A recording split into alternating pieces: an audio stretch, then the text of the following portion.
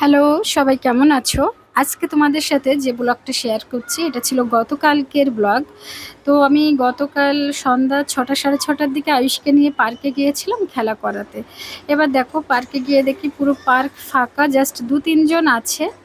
এরপরে আমি একটু জায়গা দেখে বসে গিয়েছি আর আয়ুষ খেলার জন্য চলে গিয়েছে, কিন্তু এত কাদা জল ছিল যার জন্য আর খেলতেই পারিনি। কেন বলো তো, গতকালকে না প্রচুর পরিমাণে কিন্তু বৃষ্টি হয়েছে, ঝড় হয়েছে।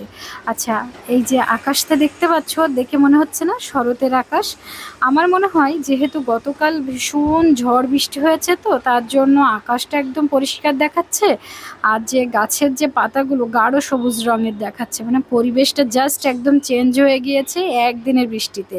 আর এই বছরের প্রথম এত মানে জোরে বৃষ্টি দেখেছি আমরা। এই যে বীভৎস গরম পড়েছে, তো এর মধ্যে একটু জল পাওয়া মানে মানে কি বলবো, ভীষণ শান্তি।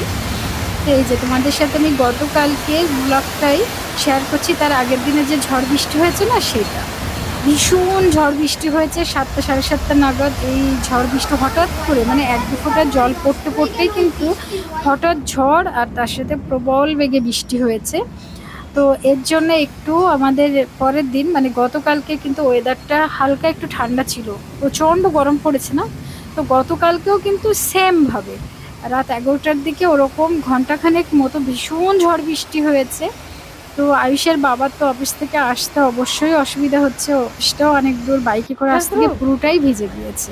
তবে বৃষ্টিতে আমরা একটা জিনিস খুব ভালো করে বুঝতে পেরেছি, এটা সবসময় রোমাঞ্চকর নয়। কেননা আয়ুষের বাবা এখনও অফিস থেকে আসেনি, সেটা যেমন আমাদের অপেক্ষার, এরকম প্রচুর ঘরের লোকজনের কিন্তু অপেক্ষার পালা এখন যে কখন ফিরবে।